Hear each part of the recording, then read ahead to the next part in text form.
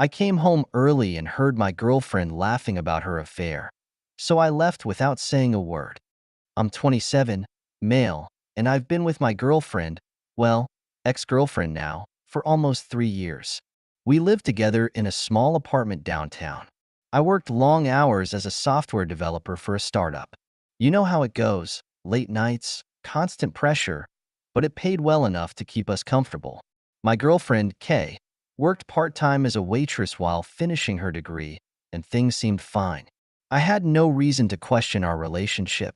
We had arguments like any couple, but nothing out of the ordinary. At least, that's what I thought, until last Tuesday. I got off work earlier than usual that day. My boss had a meeting canceled, and I figured I could surprise Kay with her favorite takeout and maybe even go for a movie afterward. It was one of those rare nights where we both had some time to relax. It had been a rough couple of months. She was stressed with her final exams, and I was buried in work. I just wanted to remind her that we were in this together, no matter how hard things got. I parked outside our building, takeout bags in hand, and felt good for the first time in a while. But as I climbed the stairs, I noticed something strange. The door to our apartment was slightly ajar. My heart did that weird thing where it skips a beat, then thuds in your chest like it's trying to escape. I stepped in, quietly. I could hear voices. Hers, obviously. But there was someone else. A guy, for sure. At first, I thought maybe one of her friends had come over. It didn't really make sense, but I didn't jump to conclusions. At least, not yet. I walked in further, through the short hallway that leads to the living room, and then I heard it. Yeah, he has no idea, she was saying, her voice clear and sharp in the otherwise silent apartment. I froze. I mean, he works all the time. It's not like he notices when I'm out with you. Plus, I've got him wrapped around my finger, so even if he did, I could talk my way out of it. I blinked, unsure if my brain was playing tricks on me. Maybe I misunderstood. But no, the guy laughed, and I heard the unmistakable sound of a bottle clinking against a glass. They were drinking. In our living room. He's so clueless, she continued. It's almost sad how easy it's been. And the best part? He still thinks I'm stressed about school, and that's why I'm distant. It's pathetic. I felt my throat tighten, my hand gripping the takeout bag until my knuckles went white. My heart was pounding so hard. I thought they might hear it from the other room. I wanted to storm in there, confront her, scream, something, anything, but I couldn't move. I couldn't even breathe. Well, the guy said, his voice dripping with arrogance. As long as it works out for us, who cares, right? It's not like you're ever going to get caught. That was it. That was the moment. I felt the world split beneath me, like someone had pulled the floor out from under my feet. I didn't know who this guy was. Maybe one of the guys from her classes. Maybe someone she worked with. It didn't matter. What mattered was that she'd been cheating on me for God knows how long. And she was sitting there, laughing about it, like it was some kind of joke. I thought about barging in, screaming at her, throwing them both out, demanding answers. But then something stopped me. Maybe it was the fact that they didn't even know I was there. Or maybe it was the realization that whatever confrontation I had wouldn't change the fact that the person I loved, trusted, was a complete stranger to me now. So I left. I turned around, quietly backed out of the apartment, and closed the door as gently as I could. I couldn't risk them hearing me. I don't know why. I walked back down the stairs, got in my car, and drove off. My hands were shaking, my vision was blurry, and I felt like I was suffocating. But I kept driving. I didn't go home that night. Hell, I didn't know where home was anymore. I ended up at a friend's place. Someone Kay didn't know about, so she couldn't track me down easily. I just crashed on his couch without saying much, staring at the ceiling, my thoughts spiraling into this dark abyss. The next morning, I blocked her. Everywhere. On my phone, social media, email, anything you could think of. I didn't even tell her why. I wanted her to feel what I felt for that split second when I heard her voice, laughing about me like I was some idiot who didn't know any better. I wanted her to realize that I was gone, that she couldn't explain it away, that she couldn't manipulate her way out of it. The first few days were chaos. She tried calling a million times, texting me, emailing me, sending messages through mutual friends, even showing up at my office. My phone would buzz constantly from all the unknown numbers she tried to reach me through. Every message started the same: confusion, then apologies, and eventually desperation. Why? One message started: "Please, let's talk. I can explain everything. It's not what you think. I love you." I didn't respond. I couldn't. Because how do you respond to someone who can betray you so easily, then try to twist the narrative as if you've somehow misunderstood the very clear betrayal you overheard? I wasn't misunderstanding anything. It was crystal clear. She wasn't just cheating on me physically. She was humiliating me behind my back. She had no respect for me as a person, as her partner. More time passed. I kept getting messages through our mutual friends, asking where I was, telling me that Kay was freaking out, crying, desperate to talk. They didn't know the full story, of course. I hadn't told anyone what I'd heard that night. Why would I? It was humiliating enough that it had happened. I didn't need to share it with the world. Then, about a week later, something else happened. I found out who the guy was. He wasn't a friend from school or work.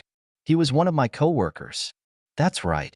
The guy sitting there in my living room, laughing about how clueless I was, worked in the same office as me. I don't know how I didn't see it before. Maybe I'd seen him around Kay a few times, and I'd just brushed it off because I trusted her. But now it all made sense. The way she always asked about him, mentioned him in passing like he was just part of some harmless story from my work life. She'd even suggested we invite him out for drinks once, but I never thought much of it. And then, to top it all off, I found out that he had a girlfriend. So not only was Kay cheating on me, but this guy was cheating on his girlfriend too. It was like some twisted game to them. And here I was, sitting on the sidelines being played like a fool. I thought about confronting him at work, but I realized something. He wasn't worth it. She wasn't worth it. I was done with both of them, and dragging it all out into some big, dramatic showdown wouldn't make me feel better. It wouldn't change what had happened, and it wouldn't fix the betrayal. A few days later, Kay showed up at my friend's place. She must have figured out where I was staying for mutual connections. She was pounding on the door, crying, begging for me to open up. My friend asked me what I wanted to do. I told him to let her in. When she walked in, she looked like a mess, mascara running, eyes red and swollen, her hands shaking like she was scared. I didn't feel sorry for her. Not in the slightest. She started with the usual: apologies, promises that it was all a mistake, that she was confused, that the other guy didn't mean anything, that it was just a moment of weakness. But the more she talked, the more I realized she was still manipulating me, still trying to control the narrative. She didn't even fully admit to the affair at first, instead saying things like, "It wasn't like that, and I never meant to hurt you." Finally, I cut her off. "I heard everything," I said, my voice eerily calm, even though my insides were boiling. "I was there that night. You didn't know, but I was there, listening to you laugh about me." Her face turned pale, and she stopped talking. For a second, I thought she might faint. She knew. She knew there was no way out of this now. I stood up, walked to the door, and opened it. "We're done," I said. "There's nothing left to say." She tried to protest, tried to rush toward me, but my friend stepped between us. She broke down in tears right there in the hallway, begging, sobbing, swearing that she'd never do it again, that she loved me. But I was done. I had nothing left to give her. I left her crying in that hallway and walked out of her life without looking back. The funny thing is, as devastating as it was in the moment, there was this strange sense of relief washing over me as I walked out that door. Like I'd finally ripped off this massive band-aid that had been festering underneath. Sure, there was pain. Raw, intense, soul-crushing pain. But the weight of all that deceit and humiliation was gone. I wasn't being played anymore. I was done being the fool. After that day, she stopped trying. The calls, the texts, they all dried up. I think she finally realized there was no getting me back. Maybe she moved on to someone else. Maybe she spiraled into guilt and shame. I don't know. I don't care.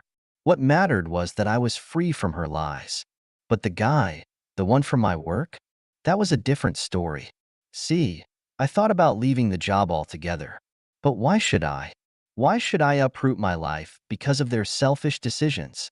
I wasn't going to let them ruin everything. I was good at what I did, and I had a future at this company. So, I decided to stay. But that didn't mean I was going to let him get away with it. The next week, I walked into the office like normal, head held high, acting as if nothing had changed. But it was impossible not to notice the tension. He avoided me like the plague. Whenever we crossed paths in the hallway or in meetings, he'd look anywhere but at me, like he was expecting me to blow up at him any second. I didn't give him the satisfaction. I went to HR instead, quietly, calmly, and with every piece of evidence I needed to make sure they knew what kind of person they had on their payroll. It wasn't just about me. It was about the other people in the office. His girlfriend, who also worked in the building, by the way. Turns out, office affairs weren't exactly on the company's list of acceptable behavior, especially when it involved lying and manipulating people you worked with. The fallout was brutal. His girlfriend found out before HR even had time to deal with him. News spreads fast when people whisper behind closed doors. By the end of that week, he was gone. Fired. Reputation trashed. And me? I kept my head down, focused on my work, and made damn sure no one thought I was the type to be messed with again. I didn't feel like a hero, though. There was no sense of victory in any of this. Just a kind of cold satisfaction, knowing that I had removed the toxic parts of my life. What surprised me most, though, was how little time it took to move on. I thought I'd be haunted by Kay's betrayal for months, maybe even years. But after a few weeks, the fog lifted. I didn't feel like the guy who had been cheated on. I felt lighter, I guess. Like I'd learned something important about myself, about how much I was willing to tolerate from someone who was supposed to love me. I realized that, for a long time, I'd been putting Kay on a pedestal. I thought she was this perfect partner, and I'd ignored all the red flags. The nights she'd come home late with half-baked excuses. The times she'd pull away when I tried to get close. I'd ignored it all because I didn't want to face the truth, that our relationship had been broken for a long time, and I'd been too blind to see it. I won't say I've completely forgiven her or the guy. Maybe I never will. But I've learned to let it go, to focus on the things I can control, like my own happiness. And yeah, trust is harder now. It'll probably take a long time before I can fully trust someone again. But that's okay. I'll get there. If there's one thing I've learned from all this, it's that people can be incredibly selfish, but they can also be resilient. I'm not the same person I was before I overheard that conversation. I'm tougher now, smarter, and I know what I'm worth. I won't let anyone treat me like that again. Thank you so much for listening to my story. If you have any thoughts, I'd love to hear them. So please leave a comment. Don't forget to like and subscribe if you want more stories like this one.